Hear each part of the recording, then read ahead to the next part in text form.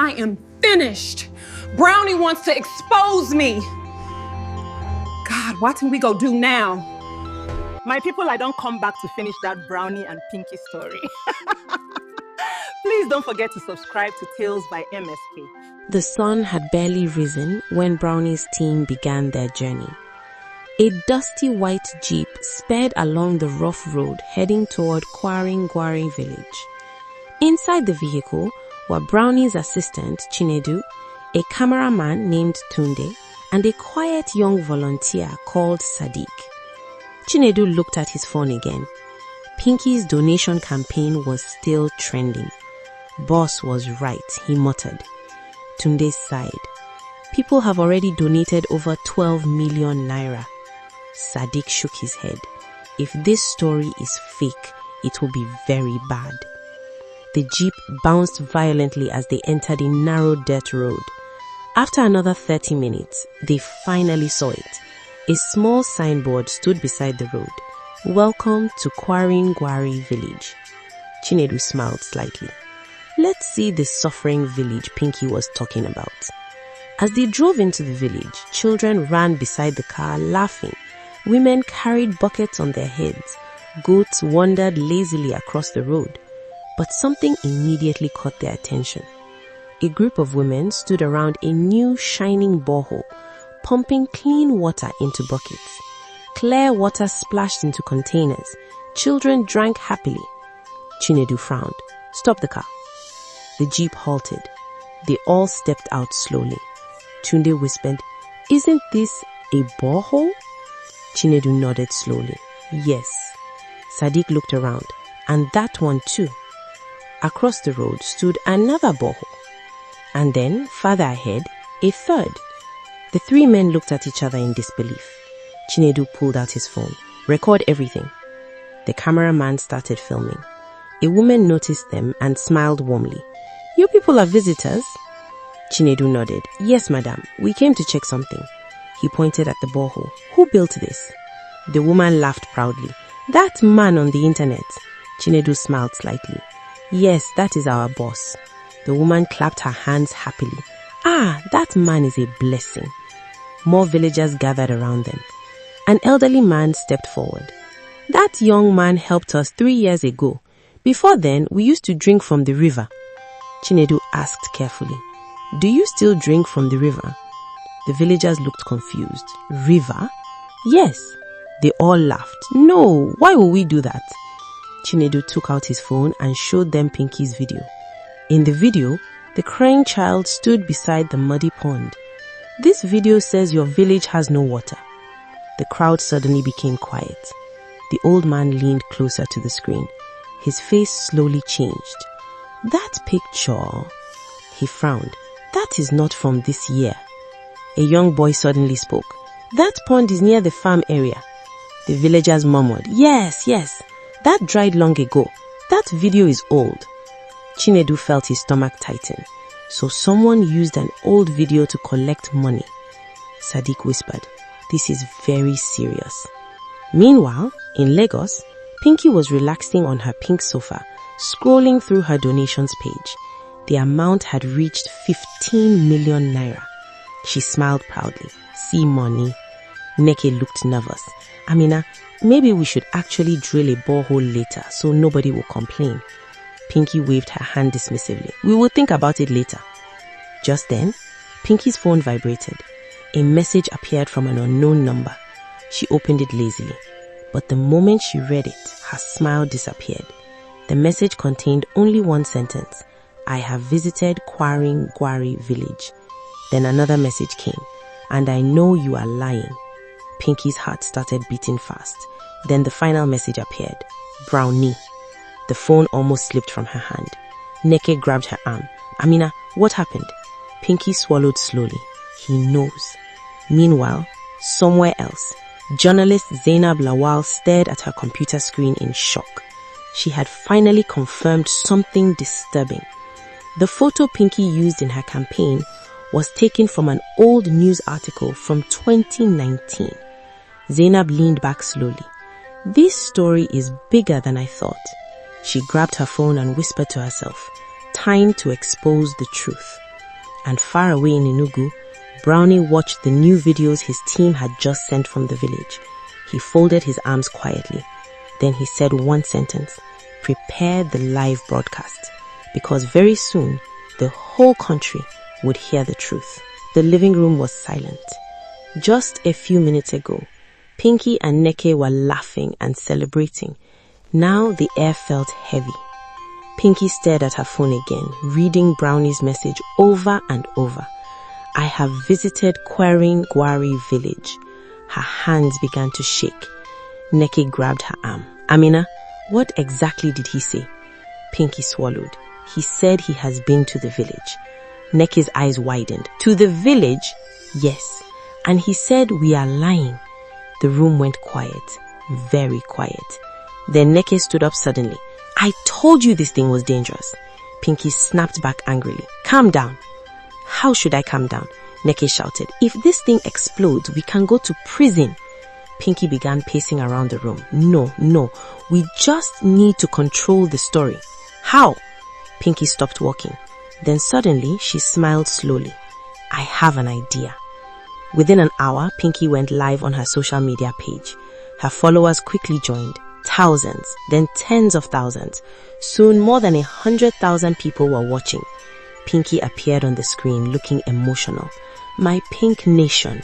She sniffed as if she had been crying. I just returned from the village we are helping. The comment section exploded.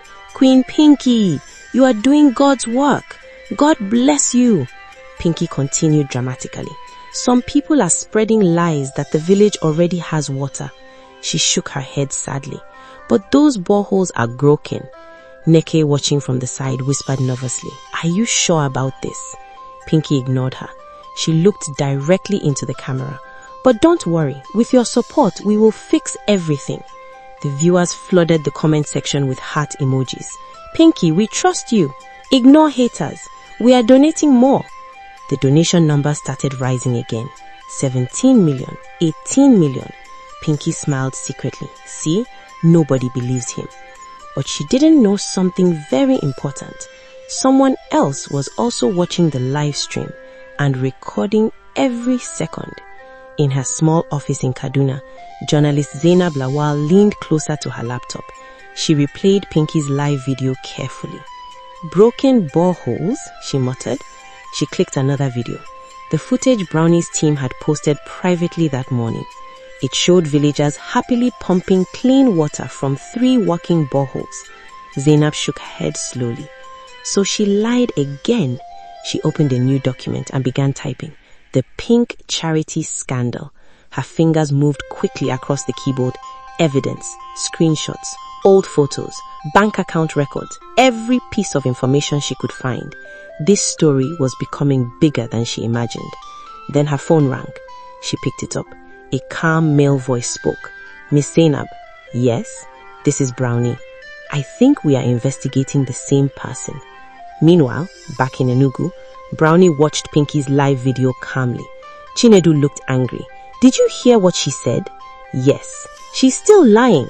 Brownie nodded slowly. Let her. Chinedu looked confused. Why?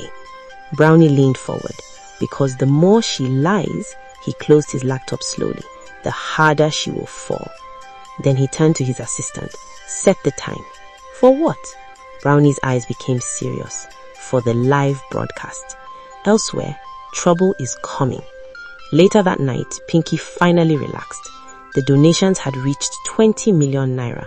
She stretched comfortably on the sofa. See, she said proudly, everything is under control.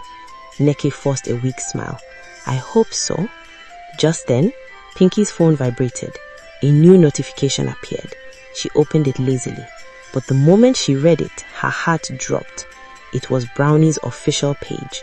The message was short, but terrifying. Tomorrow, 8 p.m., live broadcast.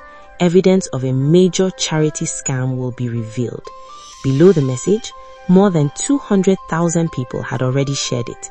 Neke looked at Pinky's face and whispered, What happened? Pinky's voice trembled. He's going live tomorrow. Neke felt cold fear spread through her body. And he said he has evidence. Outside the window, thunder rumbled in the dark sky. The storm was coming, and this time, Pinky might not survive it. Morning came slowly for Pinky. She had barely slept. Every time she closed her eyes, the same thought came back to her mind. Brownie's live broadcast. Her phone buzzed non-stop on the bedside table. Messages, notifications, mentions. When she finally opened her social media page, her heart skipped. Brownie's post had already gone viral. Thousands of people were talking about it. Which charity scam is Brownie exposing? Which influencer is involved? Pinky quickly dropped the phone on the bed. No, this cannot happen. Across the room, Neke sat quietly staring at her own phone. Amina, what? I think people are starting to suspect. Pinky stood up quickly. Then we must move fast. Move fast how? Pinky began pacing the room. We post more videos. We show people we are helping the village. But we have not helped anybody, Neke whispered. Pinky stopped walking. Her eyes narrowed. Then we create proof. Within 2 hours, Pinky had already arranged something. She called a small film crew she usually worked with. Listen carefully, she told them. We are going to record a video in a poor area. The cameraman asked, what kind of video? Pinky smiled. A charity video. She also called a local woman she knew. Gather some children for me, I will pay you. The woman agreed immediately. Money could make anything happen. By afternoon, Pinky and her crew were already in a rundown neighborhood. Broken houses, dusty streets, barefoot children running around. Perfect for the video. Pinky quickly changed into a long pink dress. The camera started rolling. She carried a small child in her arms and spoke softly to the camera. My pink nation. Tears formed in her eyes. These children are suffering. She knelt beside them dramatically.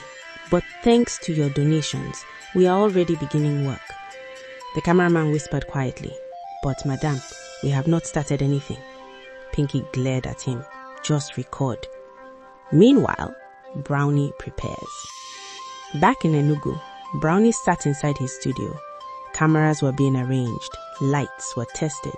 A large screen stood behind him. Chinedu walked in with a tablet. The internet is already buzzing, he said. Good, Brownie replied calmly. People are waiting. He opened a folder on the table. Inside were printed documents, bank transfers, photos, video recordings, every piece of evidence against Pinky. Just then, his phone rang. It was Zainab, the journalist. Hello, Brownie said. I just discovered something shocking, Zainab said. What is it? The donation account Pinky used? Yes. It has already transferred 10 million naira into a private account. Brownie frowned. Whose account? Zainab paused. Her own. The room became quiet. Chinedu shook his head, so she didn't even try to hide it. Brownie sighed. Greed always makes people careless. Zainab continued. And there is more. What? The house Pinky lives in now was bought 2 days after the donation started. Chinedu slapped the table angrily. She used charity money to buy a house? Brownie's voice became firm. Save all the evidence. I already did. Good. Tonight, Brownie said quietly, the truth will come out.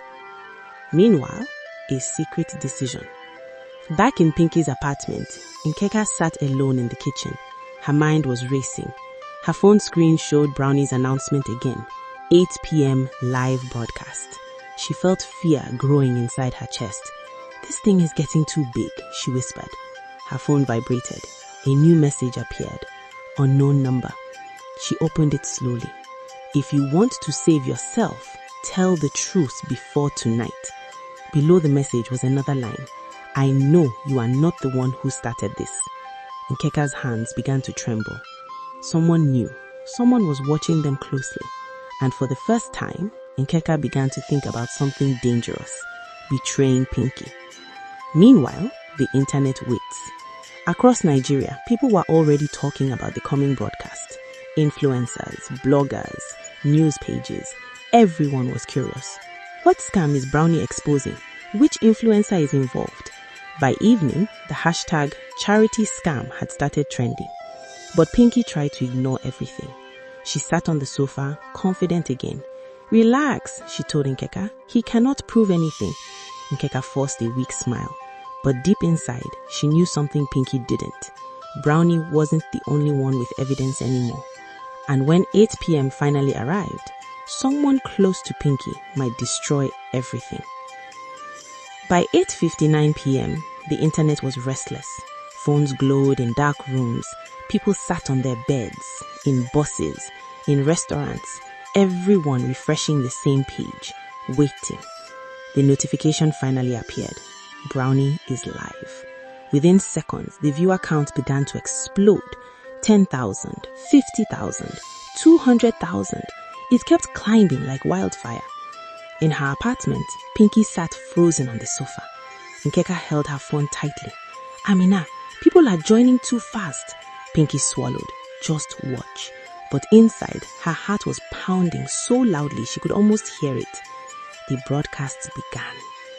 The screen flickered, then Brownie appeared. He sat calmly behind a desk inside a bright studio. A large screen stood behind him. His face was serious. Too serious. The viewer count passed 1 million in less than 3 minutes. The comment section exploded. Brownie, we're here! Expose the scammer! Who is it? Brownie raised his hand slowly. The comments continued flying across the screen like a storm. Then he spoke. Good evening, Nigeria. His voice was calm, but something about his tone made the room feel heavy. This broadcast was not planned for entertainment. He paused. This is about something very dangerous. Another pause. Charity fraud. Pinky started to panic. Back in the apartment, Pinky shifted nervously. Maybe he's talking about someone else, she whispered. Nkeka didn't reply. Her eyes stayed glued to the screen. Brownie dropped the first hint. He leaned forward slightly. Millions of good people donate money every day to help the poor. His voice became colder. But tonight, we will see how someone used that kindness to deceive an entire nation. The screen behind him suddenly lit up. A video appeared. The same emotional campaign video. The one with the muddy pond, the crying child, the sad music. Nkeka gasped. Amina! Pinky's fingers tightened around the sofa. No. But Brownie had not said the name yet, and the viewers were already losing their minds. Wait! Is that Pinky's video? No way! This cannot be happening. Brownie spoke again. Brownie stood up slowly. He walked towards the screen. This video claims that a village called Kwaringwari has no clean water. He turned to face the camera again. But yesterday morning, he paused. And that pause felt like forever. My team visited that village. The comments exploded. What did you find? Tell us, is the village suffering? Back in the apartment, Pinky could barely breathe. Nkeka whispered nervously. Amina, what if... Just be quiet, Pinky snapped. Brownie looked directly into the camera. His voice became slower, heavy. When we arrived at the village, he paused again. The viewer count passed 2 million. The internet was holding its breath. Then Brownie said quietly, because the person who started this charity campaign, he paused again, then finished slowly, is someone millions of you follow every day. In the apartment, Pinky jumped to her feet. Her face had turned pale. He can't prove anything, but her voice was shaking. On the screen, the video behind Brownie was just about to start. The truth, the real footage from the village. And in that moment, 2 million people leaned closer to their phones, waiting, watching, holding their breath. Because whatever Brownie was about to show next would destroy someone's life forever. And he was about to press play. Hope you enjoyed the video. Please take small time to hit the subscribe button below for more captivating story.